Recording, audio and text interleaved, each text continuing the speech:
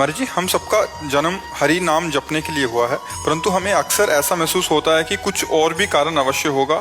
उस कारण को कैसे ढूंढें? मेरी जिंदगी का पर्पस क्या है? केवल जगना है बस। स्वप्न का जो दुख सुख है वो केवल जगने से जाएगा। ना आप स्त्री हो, न यहाँ कोई पुरुष है, न यहाँ कोई कर्तव्य है। स्वप्न का कोई कर्तव्य होता है क्या? बड़ा मेहनत किया स्वप्न में जगे तब सब झूठा हुआ ना। स्वप्न में आपने 100 लोगों को भोजन पवाया और 100 लोगों को जान से मार दिया।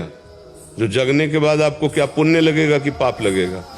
है कुछ नहीं लगे। क्यों? किया तो था स्वप्न में, भंडारा किया स्वप्न में, मारा तो क्या उस समय क्या झूठा लग रहा था? स्वप्न में नहीं लग रहा था ना। जग गए तब लगा ना। तो उमा काहू मैं अनुभव अपना, सत हरि भजन जगत सब सपना। तो अब आपको लग रहा है और कोई कर्तव्य है, तो ये स्वप्न में लग रहा है। अगर जाग के देखो तो स्वप्न में एक आप ही थे, ना कोई वस्तु था, ना कोई व्यक्ति था, ना दुश्मन था, ना कोई दोस्त था। ये पता तब चला जब आप जगे। स्वप्न में जैसे हम कई बार कहा, समुद्र में डूब रहा हो कोई, अब उसको कैसे बचाया जाए?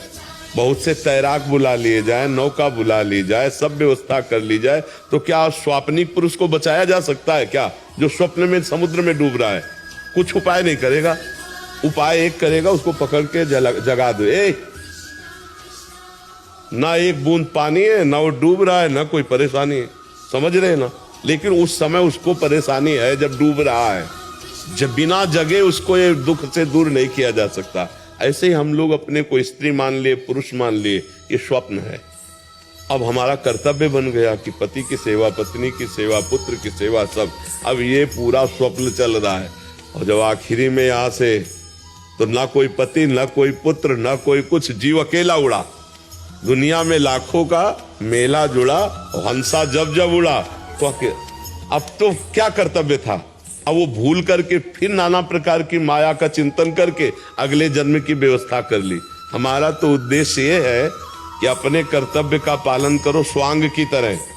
स्वांग में जैसे नहीं, थोड़ी देर के लिए आप किसी की पत्नी बने, या थोड़ी देर के लिए आप मित्र बने, थोड़ी देर के लिए आप जो भी बने, तो बढ़िया स्वांग करते हैं ना, तो डायरेक्टर इनाम देता, पैसा देता है। ऐसे हमें भगवान ने एक स्वांग भेजा है।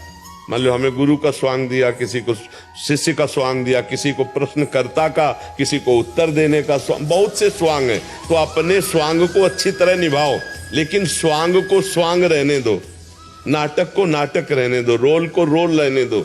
अगर आप जो 1 घंटा किसी की पत्नी बनी स्वांग में और इसके पीछे, तो आप उससे कहो कि मर्यादा में रहना। ऐसे ही ये 60, 70 वर्ष, 50 वर्ष का स्वांग मिला है, पिता का, पुत्र का, पत्नी का, माता का, अलग अलग। हमको इस स्वांग में कमी नहीं रहने देना।